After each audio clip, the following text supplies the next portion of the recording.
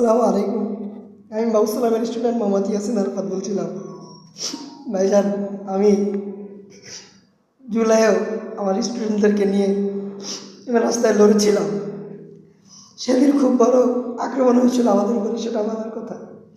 কিন্তু আজকে যে আক্রমণটা হয়েছে ভাইজান, ককটেল, স্প্রে, বোমা হামলা, ঠিক আগের মতোই সেই হামলাগুলো আজকেও হয়েছে ভাইজান।